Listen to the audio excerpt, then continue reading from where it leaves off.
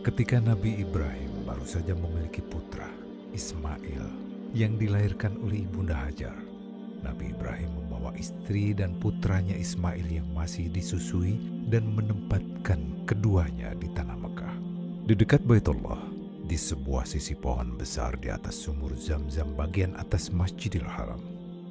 Pada saat itu di Mekah, tidak ada seorang pun yang tinggal dan tidak ada satupun aliran ataupun sumber air. Nabi Ibrahim menempatkan keduanya di tempat tersebut dan meletakkan sebuah kantong yang berisi kurma dan tempat dari kulit yang berisi air. Kemudian Ibrahim melangkah pergi. Ibunda Hajar betul-betul dalam kondisi bertanya-tanya ketika dia akhirnya ditinggalkan oleh Ibrahim, sampai dia membuntuti Ibrahim dan bertanya, "Wahai Ibrahim, kemana engkau pergi?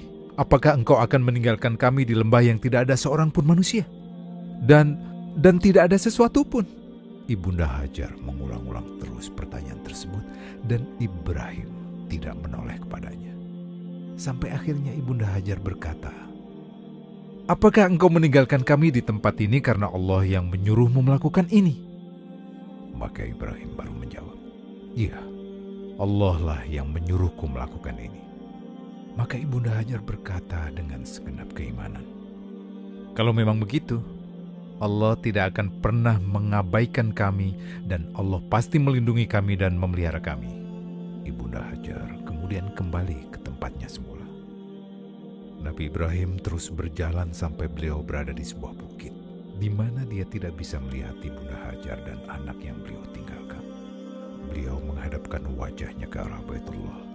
Kemudian beliau berdoa, "Ya Rabb kami, sesungguhnya aku telah menempatkan sebagian keturunanku di lembah yang tidak memiliki tanaman-tanaman di dekat rumahmu Baitullah yang dihormati.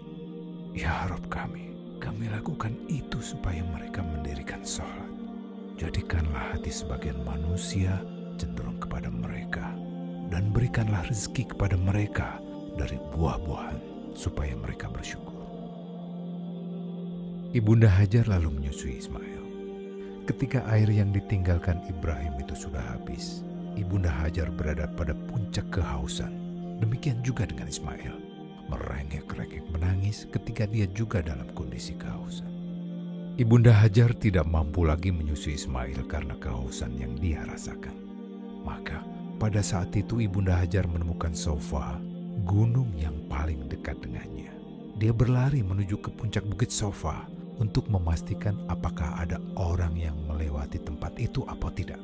Dan dia tidak melihat seorang pun di sekitar Sofa. Lalu dia melihat Marwah. Kemudian dia turun, lalu menaiki Marwah. Dia memastikan juga apakah di Marwah itu ada orang yang melewati tempat tersebut untuk dapat ia mintai pertolongan apa tidak. Sama saja, dia tidak menemukan seorang pun yang melewati Marwah. Berulang-ulang dia melakukan kejadian yang sama hingga mencapai 7 kali. Ketika sudah mendekati Marwah, tiba-tiba Ibunda Hajar mendengar sebuah suara. Lalu Ibunda Hajar berkata, "Ya Rabb, apakah engkau telah mendengarkanku? Ya Rabb, apakah engkau dapat menolongku?" Lalu tiba-tiba malaikat datang memberikan pertolongan kepada Ibunda Hajar. Malaikat itu menggali tanah dengan tumitnya hingga memancarlah air dari tempat pertama kali air Zam-Zam itu memancar. Ibunda Hajar membendung air itu dengan tangannya, menciduknya dan memasukkan air ke tempat dari kulit dan meminumnya sampai hilang rasa dahaganya. Allah memberikan rahmat kepada Ibunda Ismail ketika Allah memberikan Zam-Zam. Setelah Ibunda Hajar meminum air Zam-Zam tersebut, maka malaikat berkata kepada Ibunda Hajar, "Janganlah khawatir engkau akan disia-siakan. Di sini akan terdapat sebuah rumah Allah yang akan dibangun oleh anak ini dan bapaknya. Dan Allah tidak akan pernah menelantarkan hamba-hambanya yang beriman." Tak lama berselang, tiba-tiba Bani Jurhum mendatangi Mekah melalui jalur kuda. Pada saat itu Bani Jurhum mendiami daerah Mekah yang di bagian bawah. Keluarga Bani Jurhum melihat sekawanan burung berputar-putar di angkasa dan mereka berkata, "Burung ini pasti sedang mengitari air. Padahal kita tahu di lembah ini tidak ada air." Salah satu di antara mereka diutus untuk melihat apakah di tempat burung-burung yang berputar di angkasa itu benar-benar terdapat air. Dan mereka mendapati air itu adalah sumur air Zam-Zam. Kemudian berangkatlah keluarga Bani Jurhum ke tempat sumur air Zam-Zam di mana Ibunda Hajar masih berada di tempat itu. Keluarga Bani Jurhum meminta izin untuk tinggal di situ. Dan Ibunda Hajar pun mengizinkan dengan satu syarat. Mereka tidak boleh memiliki sumur air Zam-Zam itu. Bani Jurhum pun menyetujui apa yang disampaikan oleh Ibunda Hajar. Mereka tinggal di situ dan Ibunda Hajar mendapatkan teman yang menemani keberadaan beliau di sekitar Mekah ketika Allah mengirimkan pertolongan. Ismail beranjak dewasa dan Ibunda Hajar meninggal dunia. Ketika Ismail dewasa, beliau menikah dengan salah satu wanita yang ada di tempat itu.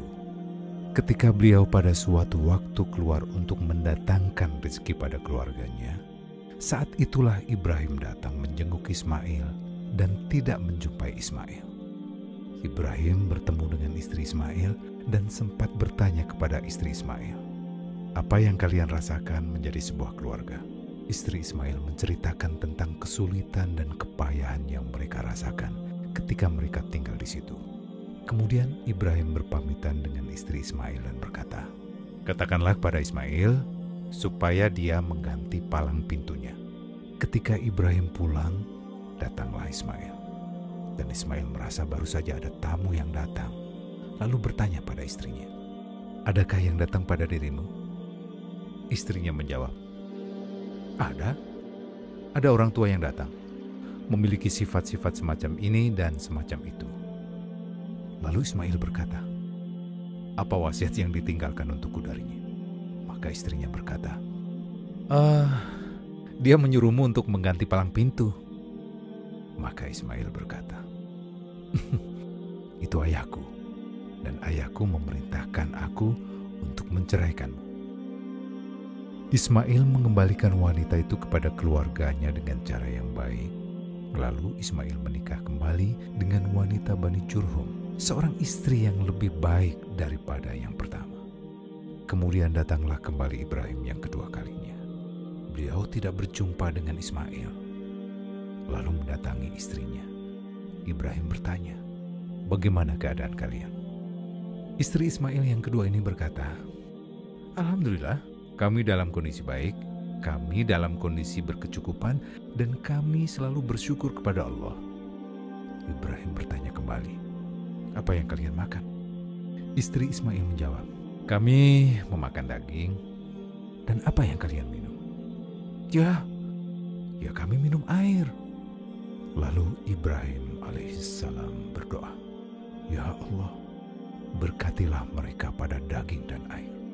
Pada saat itu Ibrahim langsung pamit pulang dan tidak berjumpa kembali dengan Ismail. Ketika Ismail pulang, dia merasakan bahwa bapaknya baru saja datang. Kemudian dia bertanya kepada istrinya, "Apakah ada orang yang datang?" Diceritakanlah sifat-sifatnya. Lalu Ismail bertanya, "Apa wasiat yang ditinggalkan kepadamu untuk disampaikan kepadaku?"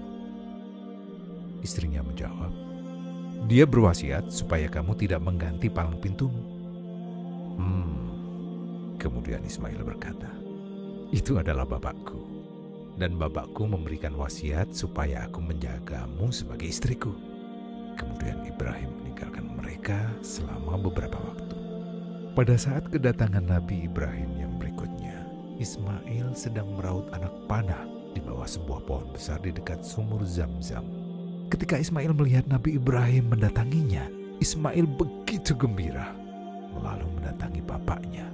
Sebagaimana seorang ayah ketika bertemu dengan anaknya, dan sebagaimana seorang anak bertemu dengan ayahnya yang sudah lama tidak berjumpa. Di tengah-tengah pembicaraan, Ibrahim berkata pada Ismail, "Wahai Ismail, sesungguhnya Allah memerintahkan sesuatu kepadaku." Ismail berkata, "Apa yang Allah perintahkan kepadamu, ayah? Aku pasti akan membantumu." Ibrahim berkata, "Sesungguhnya Allah menyuruhku untuk membangunkan sebuah rumah untuknya." Kemudian Nabi Ibrahim menunjukkan bukit kecil yang lebih tinggi dari sekelilingnya. Nah, disinilah kita akan membangun rumah Allah, karena Allah menyuruh untuk membangun Baitullah di tempat ini. Maka pada saat itu Ibrahim dan Ismail meninggikan pondasi dan mendirikan bangunan. Ismail mengangkat batu, Ibrahim memasangnya. Ketika bangunan itu sudah tinggi, didatangkanlah kayu, lalu diletakkan untuk menjadi pijakan. Ibrahim pun berdiri di atasnya sambil memasang batu, sembari Ismail menyodorkan batu kepadanya. Ketika mereka sedang membangun Baitullah dengan batu-batu yang mereka kumpulkan, pada saat mereka berdiri di atas pijakan kayu ketika mereka merapikan batu-batu tersebut, pada saat itulah mereka seraya berdoa, Rabbana taqabbal minna, innaka antas sami'ul alim. Ya Rabb kami, terimalah dari amalan kami. Sesungguhnya Engkau Maha Mendengar, lagi Maha Mengetahui. Itulah sebuah rumah yang dibangun oleh Nabi Ibrahim dengan keimanan dan ketakwaan, yang juga dibangun pula oleh Ismail dengan keimanan yang besar kepada Allah Subhanahu wa Ta'ala. Sebuah tempat yang asalnya tandus, Allah alirkan di dalamnya air Zam-Zam. Kemudian Allah datangkan satu persatu, orang per orang, untuk mengerumuni kota Mekah. Lalu Allah menjadikan kota Mekah menjadi kota yang paling barokah di atas muka bumi, karena keberkahan Ibrahim dan Ismail ketika mereka membangun Baitullah. Dan tidak ada ucapan yang mereka sampaikan setelah menyempurnakan bangunan itu, kecuali adalah Rabbana taqabbal minna, innaka antas sami'ul alim.